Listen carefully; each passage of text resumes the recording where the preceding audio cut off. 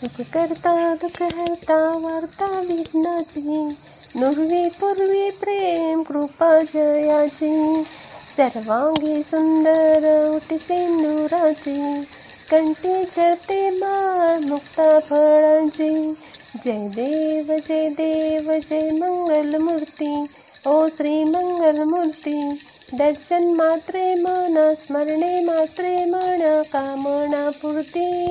जय देव. श्री स्वामी समर्थ.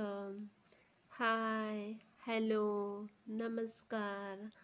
आपल्या सर्व गोड ताईंचं, दादांचं, मित्रमैत्रिणींचं, काकांचं, काकूंचं, अगदी आपल्या छोट्या चिमुकल्यांचे सुद्धा अगदी मनापासून स्वागत करते आपल्या छोट्याशा ब्लॉगमध्ये आणि यूट्यूब चॅनलमध्ये, जिचं नाव आहे संगीता पाटील.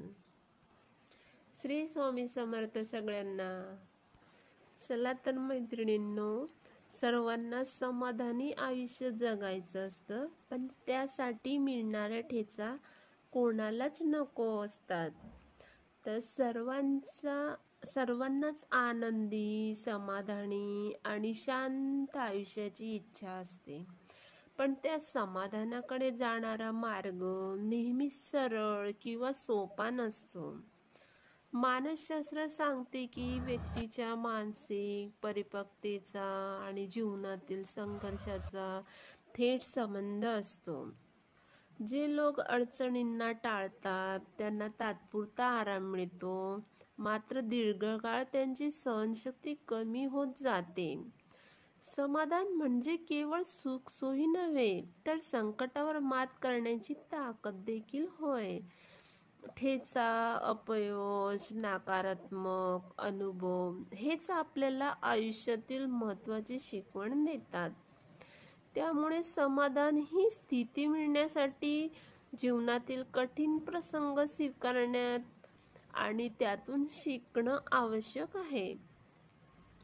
मानसशास्त्रीय दृष्टिकोनातून पाहता अपयशाला शत्रू न मानता तोच पुढच्या टप्प्यांचा मार्गदर्शक समजला तर मानसिक शांती आणि खरी समाधानी भावना मिळवणे शक्य होय. प्रत्येक समस्या सोडवणे गरजेचे नाही, त्यातले काही स्वीकारणे आणि सोडून दिल्याने शांतता मिळणे. प्रत्येक समस्येवर उपाय शोधणे हे जीवनात अंतिम उद्दिष्ट असतं असं नाही. मानसशास्त्र सांगतं की माणूस जेव्हा प्रत्येक गोष्टीत तोडगा काढण्याच्या मागे लागतो तेव्हा त्याच्या मनावर अधिक ताण येतो. काही समस्या अशा असतात की त्या वेळेने, अंतराने किंवा मनस्थितीने आपोआप कमी होतात. अशा वेळी प्रत्येक गोष्टीवर विचार करून झगडण्यापेक्षा त्या स्वीकारणे आणि सोडून देणे हा शांततेचा मार्ग ठरतो. Acceptance and commitment therapy ACT मध्येही सांगितलं आहे की काही गोष्टी बदलता येत नाहीत, त्या मान्य केल्याने मनावरचा भार कमी होतो. सोडून देणे हे म्हणजे पराभव नाही, तर मनाला आवश्यक गुंतवणुकीतून मोकळं करणं आहे.